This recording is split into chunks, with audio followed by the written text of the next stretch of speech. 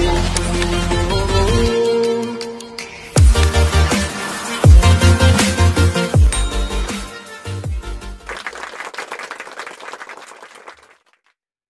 siang, kembali lagi bersama saya Agung Surgumelar dalam acara Beyond Education Podcast yang selalu menemani Anda, hari-hari Anda, aktivitas Anda dan lain-lain. Dan kita sekarang sudah tayang di RCTI Plus.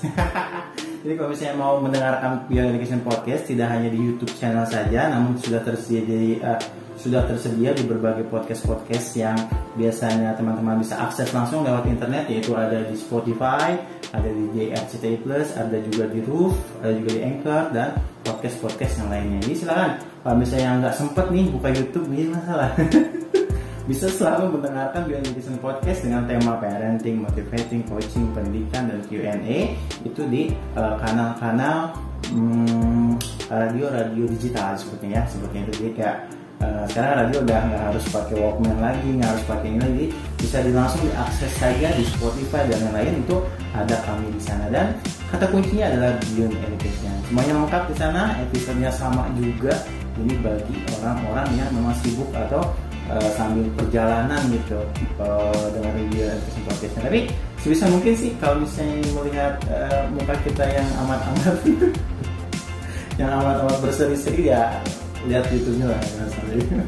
Dan di situ pun teman-teman sudah ada linknya, saya sematkan linknya untuk bertanya, untuk melihat artikel, dan untuk melihat berbagai macam isi dari Beyond Education Podcast. Jadi jangan ragu-ragu, kalau misalnya ada pertanyaan silakan langsung tanyakan kepada kami, dan langsung saya kirim di email ya, di Spotify dimanapun itu sudah kami siapkan emailnya, dan bisa langsung diakses dan ditanyakan lewat sana gitu. Ya, baik, siang hari ini bersama dengan Pak Doni. Halo teman-teman semuanya. Ada yang nanya lagi nih Pak. Apa nih? Q&A ya? Q&A, ya alhamdulillah nih Q&A ini semakin sering. Sepertinya banyak orang yang menanyakan hal-hal yang unik gitu. Apa nih keunikan yang sekarang? Sekarang tentang ini Pak, tentang masalah manajemen konflik. Manajemen konflik dalam rumah tangga. Dalam rumah tangga. Jadi subjeknya itu manajemen konflik dalam rumah tangga. Oh, ngeri juga kan? Emailnya begitu kan? Jadi intinya seperti ini. Iya. Apa saja yang bisa menimbulkan konflik orang tua dan anak? Dan bagaimana agar konflik orang tua dan anak menjadi bermanfaat, atau jadi kalau di sini bilangnya menjadi bermanfaat dan kerjasama. Okay. Jadi konflik itu bisa nggak sih membuat orang tua dan anak itu malah jadi kerjasama gitu, atau bagaimana? Ya bisa banget kalau konflik itu kita jadikan pembelajaran. Tetapi kalau konflik itu kita jadikan permusuhan, ya mau sampai kapanpun tidak akan ada yang namanya pembelajaran di situ.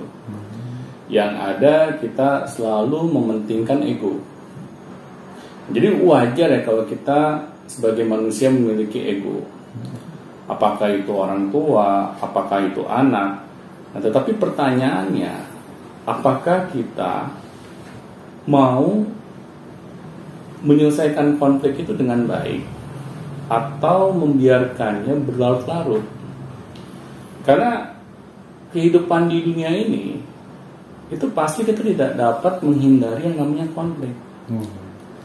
Pasti akan kita temui. Apalagi dalam keluarga, apalagi dalam keluarga. Kecuali dalam keluarga itu kita berhubungan dengan benda mati.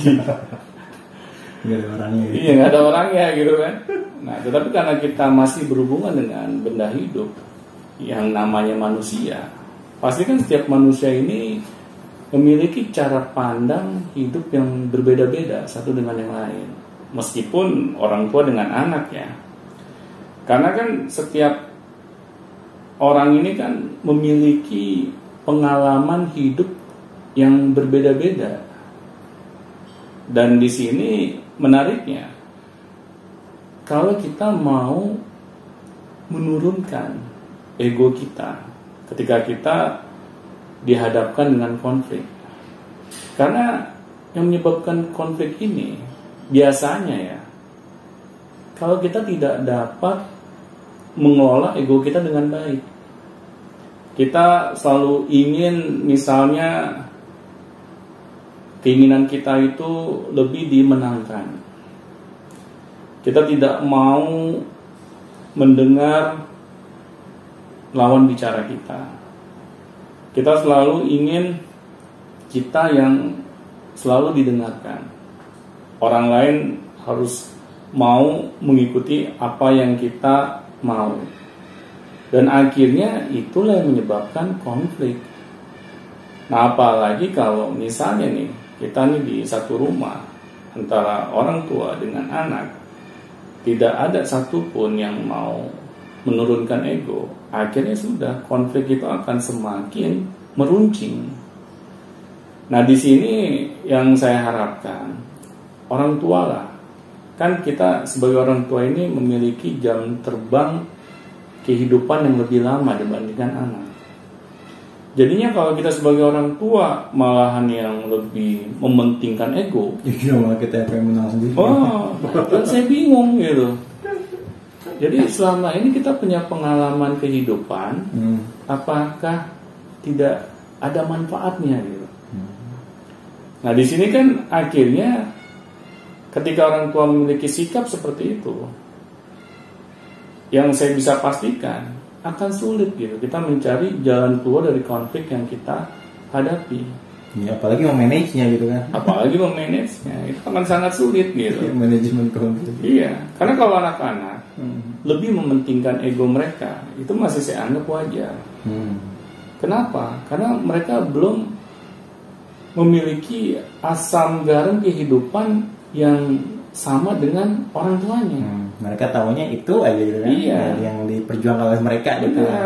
Mereka misalnya belum pernah kena batunya, belum pernah kena pahit getirnya. Sedangkan orang tua kan pasti karena jam terbang kehidupannya lebih panjang, ya kan? Seharusnya kita lebih bisa memiliki kesabaran dalam menghadapi konflik yang terjadi. Tetapi kalau kita malah maksa anak untuk lebih sabar dibandingkan orang tuanya, nah ini yang saya bingung gitu. Itu dapat teori dari mana gitu. Ya. Nah, di sini kan kita sebagai orang tua seharusnya lebih memiliki sikap yang bijaksana. Ketika kita nih memiliki masalah dengan anak, kita harus cari tahu apa nih yang menjadi penyebab masalah yang terjadi. Kita telusuri. Ternyata misalnya gitu kan, kita kurang meluangkan waktu bersamai anak. Kita kurang adanya komunikasi dengan anak. Akhirnya kita tidak paham mengenai tumbuh kembang mereka. Itu salah siapa? Ya salah siapa lagi kan? Masalahnya anak gitu. Iya, salah anak gitu. Iya, salah orang tua. Pastinya. Apakah kita karena terlalu sibuk dengan pekerjaan kita, dengan aktivitas kita, ya tetapi kan itu bukan alasan. Betul. Karena kalau kita selalu mencari-cari alasan, ini kan karena saya harus mencari nafkah misalnya. Itu klasik kan? Itu klasik banget itu. Ya. Akhirnya ya sudah, kita tidak pernah mau menyelesaikan penyebab dari masalah yang timbul gitu. Nah, di sini kan orang tua kalau mereka ingin gitu memiliki hubungan yang baik antara anggota keluarga, ya kita harus mau menjalin komunikasi yang baik sama anak. Dan bagaimana komunikasi itu dapat berjalan? Ya kita harus mau meluangkan waktu kita. Tidak mungkin gitu kan, misalnya nih kita ingin berkomunikasi dengan baik sesama anggota keluarga kita, tetapi kita tidak mau meluangkan waktunya. Ya bagaimana komunikasi itu bisa terjadi gitu. Oke lah, kita sibuk gitu sebagai orang tua mencari nafkah, tetapi apakah kita tidak dapat mensiasatinya gitu? Apakah kita tidak berusaha mencari waktu luang gitu di antara kesibukan kita? Iya, biasanya kan orang tua itu paling pintar mencari alasan. Nah itu, kalau kita hanya pintarnya di sisi itu, ya pasti kita akan sulit dapat memanage masalah yang terjadi dalam keluarga kita. Iya, makanya sebenarnya alasannya tuh ya gitu-gitu aja gitu kan. Iya. Waktunya nggak ada lah. Benar. Malah nyalahin anak, nyalahin anak nih konflik dalam keluarga dibebankan ke anak, semua alasan anak yang salah, anak yang harus anak yang harus itu gitu kan.